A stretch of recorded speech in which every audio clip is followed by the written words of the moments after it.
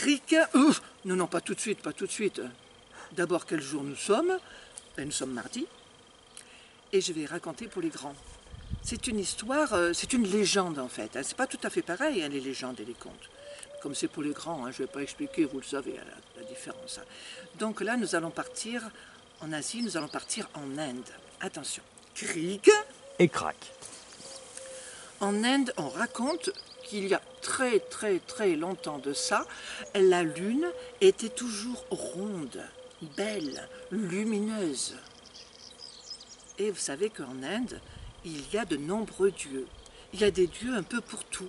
Il y a des dieux pour avoir de l'argent, il y a des dieux pour être heureux en ménage, il y a des dieux pour que l'entreprise marche bien, il y a des dieux pour avoir une bonne santé, et puis il y a Ganesh. Ah, Ganesh, alors lui, c'est autre chose. Ganesh, lui, il donne tout. Ganesh, c'est le préféré de tous les dieux de l'Inde.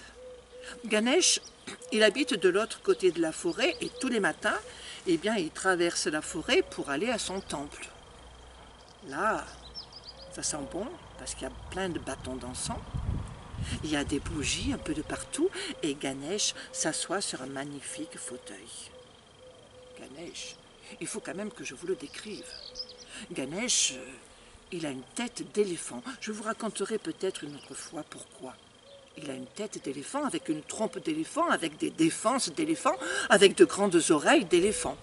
Il a 4 bras, et 4 mains donc, et 2 jambes. Ah, Ganesh. Ganesh, il est là et toute la journée, eh bien, il reçoit les hommes, pas les femmes, les hommes qui lui apportent à manger. Et qu'est-ce qu'il lui apporte à manger? Des galettes de riz que c'est vrai Ganesh adore et comme il est très gourmand, eh bien, on lui en apporte beaucoup. Et attention, Ganesh a horreur du gaspillage. Tout ce qu'on lui apporte, il le mange. Et ce jour-là, peut-être que les femmes avaient fait beaucoup de galettes pour Ganesh et beaucoup d'hommes étaient venus lui en apporter beaucoup de galettes. Et Ganesha avait mangé. Le soir arrive. Ganesh appelle sa monture. Si je vous posais là une devinette, quelle est la monture de Ganesh? Sur quel animal Ganesh s'installe pour se déplacer? Je vous le dirai demain. Il appelle sa monture et hop, le voilà qui repart. Il faut donc qu'il traverse la forêt. Aucun problème. La lune, je vous le disais, à cette époque-là, était toujours ronde, toujours belle. Alors, il s'en va et sa monture voit très bien où elle va. Tout d'un coup, un serpent qui sort de dessous les buissons. L'animal sur lequel est Ganesh, que je ne vous dirai pas, a peur, il fait des zigzags.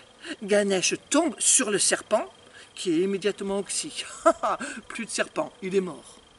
Mais par contre, en tombant, le ventre de Ganesh a explosé. Et il y a des galettes de riz de partout sur le chemin, et même juste là sur les à-côté. Attention, je vous l'ai bien dit, pas de gaspillage. Alors, Ganesh va récupérer toutes ces galettes de riz, il les remet dans son ventre, puis il prend le serpent et hop, il s'en fait une ceinture. À ce moment-là, il entend rire, un rire moqueur. Qui peut se moquer de lui? Attention, c'est Ganesh, un dieu, on ne se moque pas. Il entend un nouveau rire et il ne voit personne. Et tout de suite, il sait que c'est la lune. Bien sûr, la lune est la seule à avoir vu Ganesh faire ça. La lune n'a pas pu s'en empêcher. Elle se moque, elle rit. Ah, tu te moques. Eh bien d'accord, tu vas voir.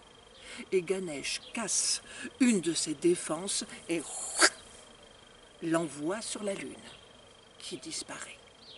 Plus de lune. Immédiatement, les gens sont venus voir Ganesh.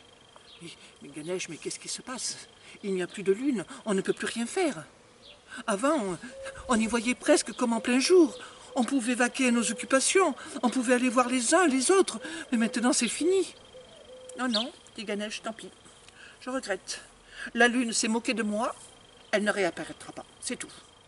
Enfin, Ganesh, on ne peut plus vivre. Pense à nous, ne sois pas égoïste. Et puis, franchement, ce que tu as fait, ça prêtait à rire quand même. Puis c'est pas grave. Ça fait voir au contraire que la lune, eh bien, elle te regardait, c'est parce qu'elle t'aime bien. Bon, Ganesh s'est entêté, puis il a dit bon d'accord, mais attention. À partir de maintenant, la lune ne sera plus du tout comme jusqu'à présent. Non. La lune sera ronde, belle et lumineuse. Puis, on la verra avec la forme de ma défense. Puis elle disparaîtra et elle réapparaîtra de l'autre côté sous la forme de ma défense pour à nouveau devenir lumineuse et bien ronde. Et il en est ainsi. Et pas seulement en Inde, chez nous aussi. Mais chez nous, on ne dit pas que la lune a la forme de la défense de Ganesh. On dit que la lune est en forme de croissant. Je vous dirai peut-être également un jour pourquoi chez nous c'est en forme de croissant. Qui a bien pu inventer ça? Mais en tout cas, allez voir sur Internet. Vous voyez Ganesh, toujours, toutes les illustrations de Ganesh. Ganesh n'a qu'une seule défense et l'autre, elle est coupée. Et maintenant, eh bien, vous savez pourquoi. Pourquoi Ganesh a une seule défense et pourquoi la lune n'est pas toujours lumineuse et bien ronde. À demain, je vous dirai le nom de l'animal. Cric et crac.